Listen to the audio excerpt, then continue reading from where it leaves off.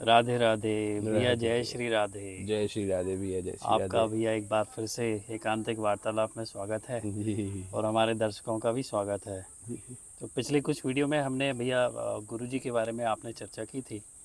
तो बहुत लोगों की उस तरफ दृष्टि नहीं जाती है कि गुरुजी एक गृहस्थ जीवन जिए हैं जी और सामाजिक कार्य तो वो करते ही रहे हैं जीवन पर्यंत। आपने बताया उनके बारे जी में, जी थोड़ा प्रकाश डाला है। जी। तो आपके माध्यम से मुझे भी एहसास हुआ और आपने ही बताया था कि सामाजिक और गृहस्थ जीवन जीते हुए भी, सामाजिक कार्य करते हुए भी उनकी स्थिति किसी संत से कम नहीं थी। तो आप ही बताते हैं कि वो नियमित रामचरितमानस का पाठ भी करते थे और पिछली वीडियो में आपने बताया भी था कि वो 12 वर्ष की उम्र में 500 शिष्यों के गुरु बन गए थे, इतनी छोटी सी उम्र में। बिल्कुल। अगर कोई बड़ी उम्र में भी इस तरह की कोई ऐसी उपलब्धि हासिल हो जाए तो ये चीज़ को छोड़ना बड़ा कठिन होता है। और आपने बताया था कि वो छोड़ के फिर वो शिक्षा के लिए भी चले गए थे बिल्कुल बिल्कुल। और ऐसे बहुत सारे घटनाक्रम रहे हैं, आपने बताया था। तो हम आपसे ही और जानना चाहेंगे कि अ, मतलब उनकी स्थिति किसी संत से कम नहीं थी, तो उनके जीवन से ऐसी कौन कौन सी आपके ऑब्जर्वेशन में आई हैं। आप तो आपने काफ़ी समय बिताया उनके साथ, जी जी जी। यात्रा की है, तो हमारी आज के दिन उनमें रुचि है, तो आप कृपया बिल्कुल उसको बिल्कुल। बताइए। तो बहुत सारी चीज़ें थी, मतलब वो कई बार जैसे संतों के हमारे यहाँ पे ऋषि और संतों में अंतर होता है ना। ऋषि किसी विशेषज्ञ के हमारे जो रहे हैं वो एक्सपर्ट्स रहे हैं, ज्ञाता रहे हैं। कोई आयुर्वेद के विषय का ऋषि है, कोई योग के विषय का ऋषि है, कोई केमिकल के विषय का ऋषि है, जो रसायन शास्त्र हमारे जो हुआ करते थे, नागार्जुन ऋषि और ये सारे जो लोग रहे हैं, तो ऐसे रहे। लेकिन संत जो लोग हैं, तो ये ऋषि और जो विद्वान लोग हैं, ये आध्यात्मिक बातें जानने और समझने और करने वाले लोग रहे हैं, उसकी उस बारे में बात करने वाले। संत लोग जो रहे हैं वो आध्यात्मिक जीवन जीने वाले लोग रहे हैं। इसीलिए हमारे इतने सारे संत अलग अलग तरह के हुए, ज़्यादातर गृहस्थ ही रहे हैं ना। गोरा कुमार है, रैदास जी हैं, कबीर हैं, तुलसीदास जी हैं, ये सारे लोग किसी समय में गृहस्थ रहे हैं। हम मीराबाई हैं। तो ये गृहस्थ रहते हुए भी जीवन शैली आपकी वैसी हो, यदि आपकी, तो आप उस तरह का जीवन, उसके लिए सन्यास या साधुपना, मतलब साधुपना मतलब सन्यास वाला साधुपना, वो जरूरी नहीं है। साधु तो विरक्त बिल्कुल जरूरी नहीं कि बिल्कुल, जंगल में हाँ, कि चले आप गए। विरक्त रहें। आप जो काम जैसे कर रहे हैं उसको कितने अच्छे ढंग से कर पाते हैं, वो बढ़िया। तो उस दृष्टि से गुरुजी भी उन्हीं उसी श्रेणी के ही एक प्रकार से संत ही कहे जाएंगे, जहाँ उन्होंने इतनी सारी चीज़ें, इतनी बातें, इतनी सारी चीज़ें उसको उसको बातों के रूप में नहीं बल्कि अपने जीवन के रूप में सबके सामने प्रदर्शित किया, आचरण के रूप में, अब जीवन के सबके सामने प्रदर्शित किया। उनकी 3 प्रमुख सीखें मैं अपने दृष्टि से जो देख पाया, समझ पाया, वो ये था कि पहला तो वो उनके साथ में था कि किसी से किसी तरह की कोई अपेक्षा नहीं, अपेक्षा शून्य, अपेक्षा शून्य, अपेक्षा रहित होना। और ये अपेक्षा रहित होना हर मामले में, मतलब जब मैं उनसे 1-2 बार चर्चा किया कि गुरुजी मैं आपको देखता हूँ कि आपको कभी उन्होंने नहीं बताया नहीं कि अपेक्षा रहित होना चाहिए, तो कभी आपको हमेशा देखता हूँ कि एकदम किसी से कोई अपेक्षा नहीं। घर परिवार में अम्मा जी हैं, उनसे, मतलब उनकी पत्नी जो हैं, या बच्चों से, या लोगों को जो सामाजिक जीवन और इस तरह का जीवन जीने वाले लोग रहते हैं, तो अपने बच्चों परिवारों से ज़्यादा अपने शिष्यों से अपेक्षाएं हो जाती हैं। उनकी उनसे भी कोई अपेक्षा नहीं थी। जो नज़दीक से नज़दीक शिष्य भी रहा उनके, उनसे भी कोई विशेष अपेक्षा नहीं रही कि यार ये हमारी बातों को समझें, आगे ले जाएं, इस तरह का काम करें, आचरण करें। वो खाली अपनी दृष्टि से जो बातचीत करना रहता था वो करता। और जब मैं उनसे चर्चा करता था तो बड़े मुस्कुरा के एक बार बोले कि आशीष, दूसरों तो ये सब दूसरे की श्रेणी में आ गए, पत्नी, बच्चे, शिष्य जो हैं नज़दीकी वाले, और बाकी रिश्तेदार और ये मित्र और वो सारे, तो दूसरों से तो अपेक्षा करनी नहीं चाहिए, अपने से भी कुछ अपेक्षा नहीं करनी चाहिए। मुझे याद है आपने पहली बार ये चीज़ बोली थी ना, जी, मुझे सुनने में बड़ी अच्छी लगी, लेकिन लगा कि कोई अद्भुत चीज़ है ये, पहली बार सुनने में आई थी। हम दूसरों से अपेक्षा शून्य होने तो हमेशा सुनते ही आए। बिल्कुल बिल्कुल। तो जी, तो अब खुद से अपेक्षा का मतलब है कि अपने कोई चीज़ है और उसी अपनी कोई कोई ऐसा सोच के नहीं रख लेना कि हमको ये करना है, हम ये कर डालेंगे, हमें ऐसा करना है। भगवान ने आपको जिस चीज़ के लिए निमित्त बनाया है उसके माध्यम से आप करते चलो। तो ये भगवान शब्द इस्तेमाल ना करते हुए भी वही सारी चीज़ वही बात बोल रहे हैं कि प्रकृति ने, अस्तित्व ने, जिस तरह से आपके जिस चीज़ के लिए हुए हो, जो काम आपके सामने आ रहा है, जिस दृष्टि से आ रहे हो, तो ये सारा का सारा आज की पढ़ाइयों की एकदम विपरीत वाली बात है कि आज तो पढ़ाई में ये बात करती है कि आप प्लान बनाओ, गोल्स बनाओ, क्या करने चाह रहे हो, आपके एम नहीं रहेगा, ऑब्जेक्टिव नहीं रहेगा तो क्या करोगे आप। सिंपल सी बात है। और उसी से रिलेटेड तो एक तो चीज़ हुई कि अपेक्षा रहित होना। दूसरी चीज़ जो वो बोलते थे, पहली वाली चीज़ तो बोलते नहीं थे, वो तो ऑब्जर्व करने वाली चीज़ थी। दूसरी बात जो बोलते थे वो उनका था कि संकल्पित नहीं होना है किसी भी चीज़ के लिए, संकल्प नहीं होना, संकल्पबद्ध नहीं होना। उनका कहना था कि संकल्प एक बार जब आप ले लेते हो तो संकल्प की पूर्ति के लिए धर्म अधर्म सब तरह का चीज़ें करना पड़ता है। यदि आपने मान लिया है कि ये हमको करना है, ये होना हमारे द्वारा, ऐसा करना है, जो कि एक तरह की अपेक्षा ही है, एक तरह की अपेक्षा ही है कि हाँ हम ये कर डालेंगे, हम ये कर डालेंगे, मतलब आप संकल्प ले रहे हो, उससे संकल्पबद्ध हो रहे हो। तो फिर आप उस चीज़ को पूरा करने के लिए हर तरह की तिकड़म लगाओ। कई बार धार्मिक काम भी करने पड़ेंगे, धार्मिक काम भी करने पड़ेंगे, और ये पूरी तरह का एक अलग तरह का चीज़ होगा। तो ये भी चीज़ बड़ी महत्व की लगी मुझे, क्योंकि आज जो हम बात करते हैं, आज की पढ़ाई शिक्षा व्यवस्था, आज की जो पूरी कॉर्पोरेट व्यवस्था, आज की बाकी सारी चीज़ों में, उसमें बिना प्लानिंग के कोई चीज़ ही नहीं होती है। बोले सबसे पहले ये बोला कि जब प्लान ही नहीं रहेगा, लक्ष्य नहीं रहेगा तो आप पहुंचोगे कहाँ। बचपन से ही सिखाते यही सीखते हैं। यहाँ तो ये बोल रहे हैं कि लक्ष्य होना नहीं चाहिए आप आपका। भी नवोदय में पढ़े, हम भी ये पढ़े हैं, वहाँ जन्मदिन मनाया जाता है। मुझे याद आ रहा है आपकी बात से, सबसे पहले हमारी प्रिपरेशन ये होती थी, कल हमें स्पीच में जन्मदिन में बोलना कि हमको बनना क्या है, डॉक्टर बनना है, इंजीनियर बनना है। बिल्कुल, संकल्प बनाने वाली जो शिक्षा है वो बचपन से ही चालू हो जाती है। तो ये बड़ा महत्व का बात लगी। और जब ये चीज़ मतलब इसको थोड़ा सा आध्यात्मिक उसमें जोड़ते हैं, संकल्पबद्ध नहीं होना है एक तरह की चीज़ है, लेकिन इसका जब एक्स्ट्रापोलेट करते हैं तो इसका मतलब है कि भगवान की सत्ता पे, प्रकृति की सत्ता पे, अस्तित्व की सत्ता पे विश्वास करना कि वो जो करवाएगी, वो जो कैसे करेगी, हम वो सब करेंगे, बजाय उसके कि मैं ये करना चाहता हूँ। वहाँ जब संकल्पबद्ध होते हो तो आपका अहंकार अपने आप, जैसे ही आपने संकल्प लिया, आपका अहंकार ज़्यादा हावी हो गया। मतलब मैं ज़्यादा महत्वपूर्ण हूँ बजाय इसके कि जो भगवान हमसे करवाना चाह रहा है। मैं कर रहा हूँ, करूँगा, पूरा मैं करूँगा, मैं आ गया, वो करूँ या ना करूँ, दोनों सेंस में, दोनों सेंस में। नहीं करना भी है। जैसे मान लीजिए मैंने शक्कर का त्याग करना है, तो कर नहीं रहे हैं अपन, लेकिन संकल्प तो ले रहे हैं, तो वहाँ मैं तो महत्व हो गया। या मैं इतने व्रत का पालन करूंगा, मैं ये करूंगा या ये नहीं करूंगा, या किसी भी संदर्भ में। तो यदि आप संकल्पबद्ध हो रहे हैं तो आप, इसका मतलब है कि आपकी अहम की सत्ता को आप ज़्यादा हावी हो रहे हैं। ये जो प्रकृति की सत्ता है, भगवान की सत्ता है, ईश्वर की जो चीज़ है, वो आपके लिए गौण हो रही है। तो ये बड़ा महत्व की चीज़ पता चली, मतलब उनसे बातचीत में, और उसके और जो कि एक संतों का ही लक्षण है। यदि उस तरह से देखा जाए कि आप प्रकृति के साथ साम्य स्थापित करके रह रहे हो, भगवान की इच्छा के अनुरूप जो भी चीज़ वो होता चल रहा है उसके साथ करेंगे, कैसे होगा, सब तरह की चीज़ें होंगी। तो ये एक बड़ी महत्व की चीज़ जो उनकी जो वो बात भी करते थे और उसको जीते भी थे। तीसरा एक इसी से रिलेटेड चीज़ ही है जिसके बारे में बात करते थे कि उनका ये कहना हुआ करता था, और उसको भी वो पूरी तरह से फॉलो करते थे, कि हमारे समाज में निर्लिप्तता एक बहुत बड़ा गुण रहा है। निर्लिप्त होना, निर्लिप्त का मतलब है करो सब कुछ लेकिन उसमें लिप्तता नहीं हो।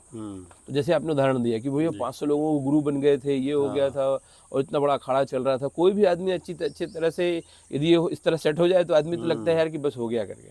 500 क्या 50 भी आ जाए, कितना बड़ा अहंकार आ जाए, अहंकार आ जाता है। 5 ही आ जाए तो बिल्कुल 5 फॉलोअर हो गए। तो ये जो चीज़ है ये बड़ी महत्व, उसको छोड़ छाड़ के वो अलग आगे की पढ़ाई, मतलब जो उनके जो गुरु, दूसरे तरह के गुरु रहे हैं, जो भौतिक वाले जो गुरु रहे हैं, जो कि भौतिक और आध्यात्मिक हम बात करते हैं, लेकिन जिस तरह की पहले हमारी जीवन चली रही है, भौतिक पना और आध्यात्मिक पना ये अलग नहीं रहा है।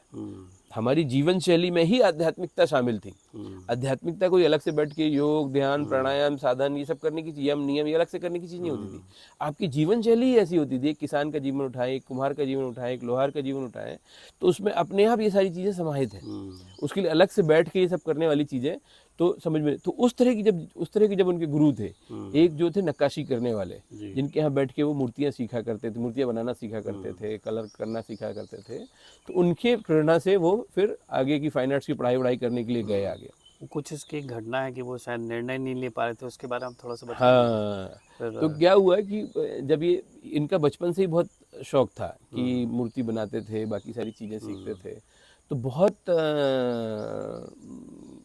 उस तरह की रुचि में रहते थे। तो घर परिवार के लोग, बाकी सारे लोग, रिश्तेदार वगैरह आते थे, तो किसी ने उनको सजेस्ट किया कि फाइन आर्ट, इसकी पढ़ाई भी होती है, अच्छा। जिसको फाइन आर्ट्स कहा जाता है, तो उसमें आप इसका एडमिशन करा दो। उनके पिताजी से बोला, उनसे बोला कि तू भाई पढ़ाई करके फाइन आर्ट्स की पढ़ाई, लेकिन इनका जाने का कोई मन नहीं था। तो उन्होंने 10वीं कक्षा शायद कर ली थी। हाँ, 10वीं के आसपास थे, तो उनका जाने का मन नहीं था, 10वीं 12वीं जो भी रहा होगा। इंटर उस समय से हाँ, इंटर करके बात होती थी ना, तो वो 11th वाला रहा होगा। हाँ, तो उनका इस तरह से जाने का कोई मन नहीं था, लेकिन सब लोग बोलते थे कि जाओ करके आओ, ऐसा है। तो इन कुछ समझ नहीं पा रहे थे क्या किया। तो एक बार इन्हीं अपने जो गुरु जो हैं, एलप्पा ताता करके उनका नाम था, तो ये नक्काशी वाले थे, उनके पास बैठे हुए थे, नक्काशी सीख रहे थे। तो उनसे बोला उन्होंने कि ये चीज़ ऐसी ऐसी है, ऐसा वैसा है, ये चीज़ है, हमको जाने के लिए बोल रहे हैं, लेकिन मेरा मन तो नहीं कर रहा है। तो बड़े अच्छे से बोल रहे, अच्छे काम करते करते बढ़िया बातचीत चल रही है दोनों जन की, दोनों अपने उसमें काम में मगन है, वहीं बैठ के वो भी अपने काम अपना चलो, बातचीत चल रही है जैसे चल रही है। तो वो बोलते कि अच्छा ये बता कि गुरु जी से पूछे, अच्छा गुरु ये बता तेरे घर में ये सब कोई करता है क्या? वो भी उनसे गुरुजी बोलते हाँ हाँ हाँ, तो ये बता कि तेरे घर में कोई करता है क्या नक्काशी का काम, मूर्ति बनाता है क्या? तो बोलता नहीं, उधर घर में तो कोई नहीं बनाता। अच्छा बता तेरे आसपास की मित्र मंडली में कोई बनाता है क्या? तो बोला नहीं, उसमें भी कोई नहीं बनाता। फिर तू क्यों बनाता है? तो बोला कि पता नहीं क्यों बनाता हूँ मैं करके। तो फिर वो बात बोले कि भाई आसपास में तेरे कोई नहीं बनाता है, घर में कोई नहीं बनाता है, किसी जानने पहचानने वाले को तो मेरे अलावा किसी को नहीं जानता है, तो इसका मतलब है कि परमात्मा तेरे को कुछ शक्ति दिए है या कुछ एक विधा दिए है, तभी तो ये सारी चीज़ें हैं। तो परमात्मा जब तेरे को दिए हैं वो, तो वो बोले कि परमात्मा एक काम और करता है, इस अपनी जो भी चीज़ दिया है उसको बढ़ाने के 3 मौके देता है। अच्छा, है ना, कोई भी काम है जो आपकी नैतिक है, आपकी जो क्या कहते हैं इनहेरेंट जो क्वालिटीज़ हैं, उन इनहेरेंट क्वालिटीज़ को आपको जो आपकी स्वविद्या जिसको कहा जाए, उसको बढ़ाने के 3 मौके देता है। तो आदमी देखता है कि एक बार दिया, किया कि नहीं किया, 2 बार दिया, अरे शूट में हो गई, तीसरी बार दिया, जब तीसरी बार भी नहीं दिया तो विद्या आपसे छीन लेता है। अच्छा। तो लेकिन जब तेरे को ये दिया हुआ है, ये विद्या दी हुई है, तो इसमें पढ़ने देखने समझने में क्या हर्ज जाता है? 2-4 साल की तो बात है, जाके करके आ जाए, उसमें कुछ इतना बड़ा भारी 50-100 साल का जीवन पड़ा हुआ है, 2-4 साल उस विद्या को देखने समझने में तुमको मौका दिया है परमात्मा, तो उसको जाके देख लो, समझ ले। तो उस दिन उनको वो चीज़ स्ट्राइक की कि यार ये जो चीज़ है कि वाकई ये तो कोई नहीं करता है, मेरे मन में आया भी होगा मन में, कहीं ऐसा ना छिन जाए मुझसे। हाँ, तो ये देवी एक प्रकार से जो कहा जाए कि देवी योग है और इस तरह का बन रहा है। तो जाके फिर उन्होंने क्या किया, ये ऐसी उनके पढ़ने में बाद में महर्षि अरविंद की भी एक किताब आई, उसमें भी एग्जैक्टली यही बात लिखी हुई थी। अच्छा। एकदम एग्जैक्टली यही बात लिखी हुई। तो उनके मन में फिर ये बात हुई है कि यार वो ऐसा नहीं कि उन्होंने इसकी बात पढ़ी हो, मतलब ये पढ़ने लिखने वाले ताता तो रहे नहीं है, तो भी लेकिन जीवन के अनुभव के हिसाब से जो अनुभव महर्षि जी को हो रहे हैं वही एक हमारे यहाँ नक्काशी वाले को हो रहे हैं। तो इसका उनको ये था कि हमारे यहाँ ये जो चीजें हैं घर घर में थी, व्याप्त थी, ऐसा नहीं था कि किसी ने लिख दिया तो इसका मतलब है कि उन्हीं का हो गया। तो ये प्रकृति में इस अस्तित्व में है वो चीजें, वो अनुभव करने की चीज़ है। तो उस दिन उस चीज़ को अनुभव उन्होंने किया, तो इस तरह से उनका जाना हुआ। तो आते हैं बात उसी पे कि निर्लिप्तता हमारे यहाँ बहुत बड़ा गुण माना गया है। निर्लिप्तता जो है हर गुणों में से सबसे श्रेष्ठ गुण जो इसको कहा गया हमारे समाज की बहुत बड़ी, इसीलिए इस निर्लिप्तता को विकसित करने के लिए हमारे बहुत तरह की चीज़ चलती हैं हमारे समाज में। हमारे निर्लिप्तता की एक बढ़िया सी स्टोरी वो बताते हैं, वैसे तो कई अलग अलग ऋषियों के नाम से चलती है, बहुत सारे लोग बनाते हैं। तो हुआ ये कि एक बार वशिष्ठ जी बैठे हुए थे उनकी पत्नी अरुंधति जी के साथ में, गंगा किनारे उनकी कुटिया बना के देखे, तो पता चला सामने कि दुर्वासा ऋषि आए हुए हैं। तो इन्होंने अरुंधति जी से कहा कि अरे हमारे यहाँ मेहमान आए क्षेत्र में, उनको भोजन पानी की व्यवस्था की जाए। तो उस समय देखा कि वहाँ बाढ़ चल रही थी, नदी, बरसात का मौसम रहा होगा, तो नदी में बाढ़ चल रही थी। तो उन्होंने भोजन पानी तो बनाया बढ़िया आराम से खाए। फिर उनसे पूछा कि वशिष्ठ जी पे जाऊँ कैसे? तो वशिष्ठ जी ने बोले कि उसको गंगा मैया को जाना, प्रणाम करना और उनको बोलना सदा ब्रह्मचारी की आज्ञा से मैं अतिथि को भोजन कराने जा रही हूँ, कृपया रास्ता दें। अच्छा। तो अरुंधति जी गई वहाँ पे और गंगा जी को प्रणाम किया और बोला कि सदा ब्रह्मचारी की आज्ञा से मैं अपने अतिथि को भोजन कराने जा रही हूँ, कृपया गंगा मैया रास्ता दो। गंगा मैया रास्ता दे दिए, चले गए उस तरफ। तो वहाँ उनको बढ़िया दुर्वासा ऋषि को बढ़िया भोजन वोजन कराया अच्छे से और उनका मान सम्मान किया, ये सब किया। और फिर संध्या होने लगी तो ऋषि खुद ही बोले कि जब आप निकलिए देवी, अब आपके इंतज़ार कर रहे होंगे, ऋषिवर इंतज़ार कर रहे होंगे। तो जैसे फिर वापस आके देखा तो बोले कि नदी आई है महाराज जी, कैसे जाऊंगी मैं? तो बोले आई कैसी थी? तो उन्होंने बताया कि मैं ऐसे बोल के आई थी। तो बोलना अब जाके बोल गंगा मैया को प्रणाम करना और बोलना सदा उपवासी की आज्ञा से मैं अपने पति के स्थान पे जाना चाहते हो, गंगा मैया का आज्ञा दो। तो उन्होंने जाके गंगा मैया से बोला, गंगा मैया ने आज्ञा दे दी। तो गुरुजी बोलते हैं कि ये हमारे यहाँ सदा से चलती आ रही कहानियाँ हैं। और ये कहानियाँ व्रत की, एक जो वशिष्ठ जी हैं 100 पुत्रों के पिता हैं, उसके बावजूद वो बोल रहे हैं सदा ब्रह्मचारी की आज्ञा से, अखंड ब्रह्मचारी की आज्ञा से, और वहाँ पर बढ़िया भोजन पानी करके निपटे और बोल रहे हैं कि सदा उपवासी की आज्ञा से। तो ये जो पूरी बात है कि आप करो सब कुछ लेकिन उसमें निर्लिप्त यदि रहते हो तो बहुत बड़ी चीज होती है। तो हमारे निर्लिप्तता को बहुत बड़ा गुण माना गया है और निर्लिप्तता को समाज में विकसित करने के बहुत तौर तरीके। हमारे यहाँ पार्थिव शिल्प और पार्थिव कला एक होती है। तो पार्थिव शिल्प पार्थिव कला क्या होता है? जो थोड़ी देर, ऐसी कलाएं, ऐसी शिल्प जो थोड़ी देर के लिए की जाती है, उसके बाद फिर उसको विसर्जित कर दी जाती है।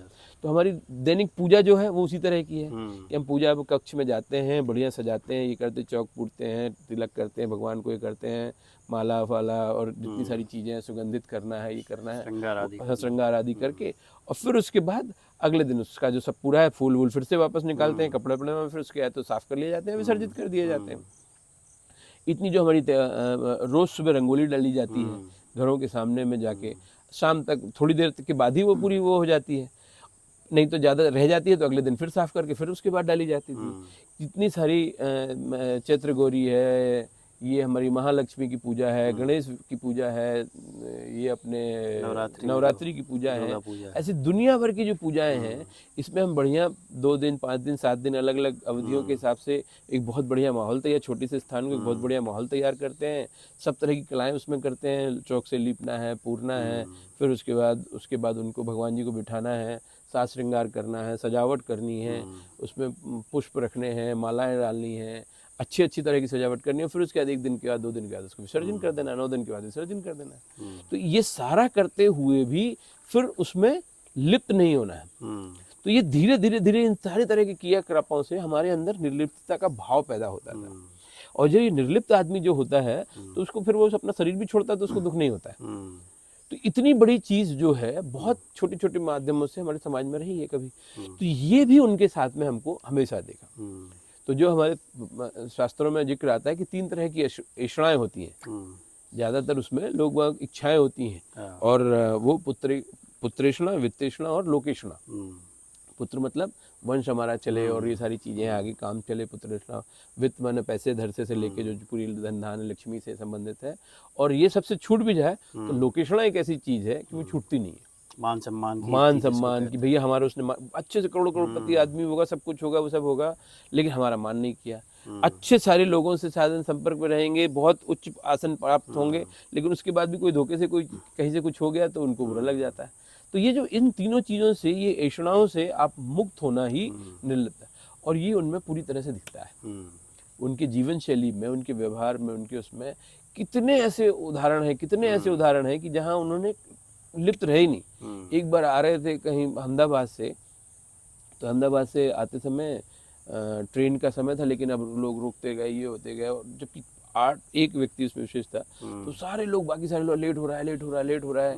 अभी अपने हिसाब से चल रहे हैं, मतलब जो उनके मेजबान थे एक प्रकार से, तो वो बड़े आराम से हो रहा है सब कहने के बावजूद भी। और आखिर में हुआ ये कि वो ट्रेन छूट ही गई। जब ट्रेन पे पहुंचे तो लोगों के आजकल शेड्यूल्स इतने बड़े हो गए हैं, सब लोग, सारे लोग बहुत गुस्सा हुए, दुनिया भर का कि अरे यार तुम्हारे कारण ट्रेन छूट गई, ये हो गया, लेकिन इनके चेहरे पे एक शिकन ही नहीं।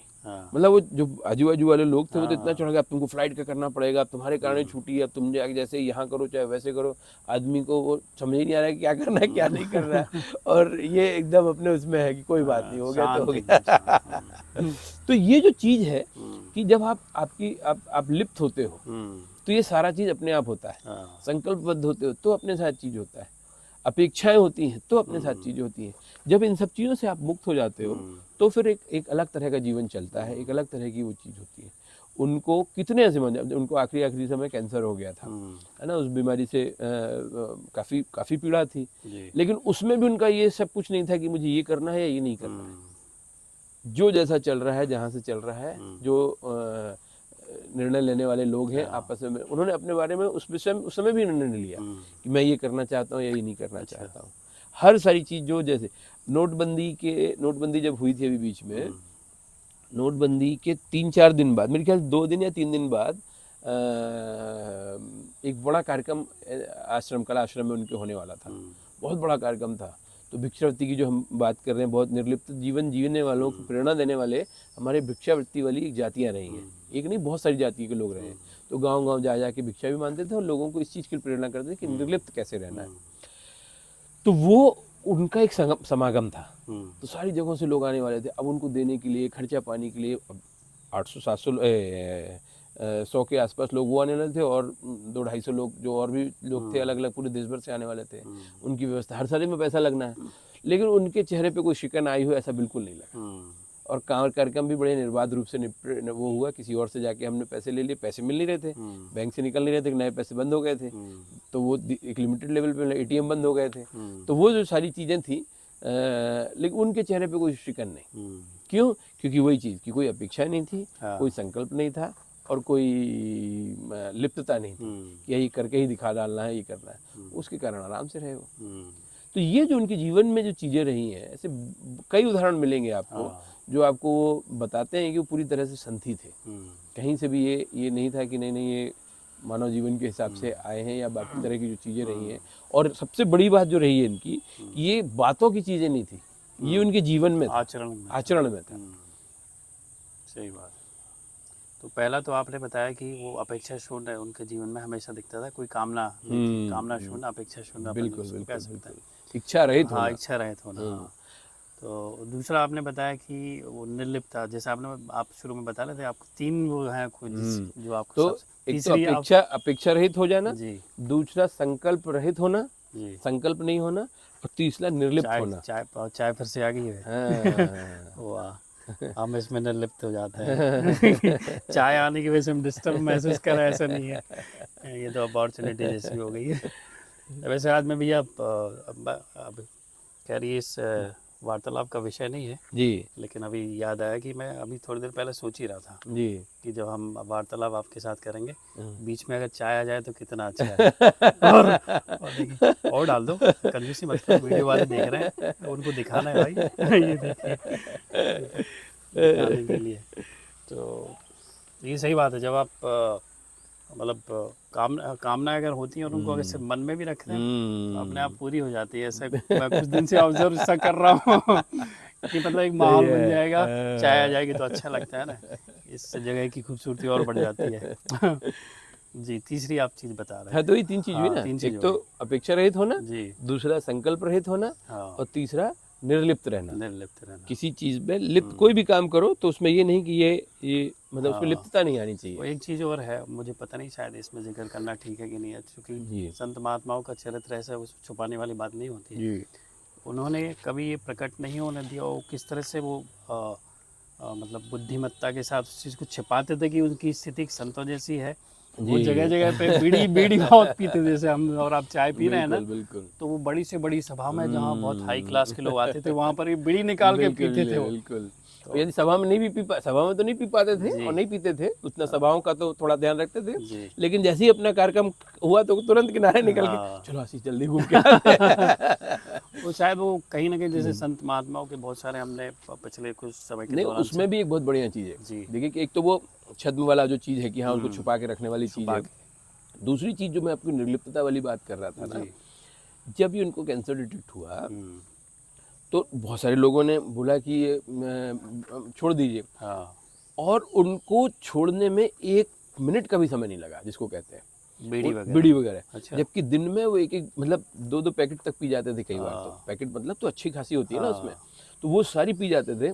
और कहाँ उस तरह का एकदम एक तरह की चेन स्मोकर जिसको कहा जाए, और छोड़ने में उनको तो जो बहुत नज़दीकी के लोग थे हमारे साथ के, जो चाय भी नहीं पीने वाले लोग हैं, रात्रि को 7 बजे सूर्यास्त के बाद भोजन नहीं करने वाले लोग, ऐसे गुरु जी के शिष्य मंडली में जो लोग थे, तो वो उनसे तो नहीं बोल पाते थे उस सब चीज़ को, तो हमारे पास बहुत फ़ोन करते थे उल्टा कि आशीष जी एकदम से मत छुड़वाना उनको, धीरे धीरे उसको जो विड्रॉल सिम्टम्स होते हैं, ये होता है, वो बोल लेते हैं कि लोग बहुत पागल हो जाते हैं, कई बार ऐसा होता है, बहुत बेचैनी होती है, ऐप तो आप धीरे धीरे मत छुड़वाना, दिन में 10 से पहले 8 लेके आना, 5 लेके आना, 6 लेके आना, ये सारा चीज़ करना। और वहाँ हमने देखा कि एकदम से आज उन्होंने निश्चित किया कि मतलब अगली बीड़ी पीने के पहले निश्चित किया, क्योंकि वो अंतराल भी उसका आधा घंटे से ज़्यादा नहीं होता था, आधे पौन घंटे में एक बार बीड़ी होना, तो अगली बीड़ी पीने पहले से निश्चित किया कि नहीं अब नहीं पीना अगली, तो नहीं, उसके बाद से नहीं छुई तो नहीं छुई।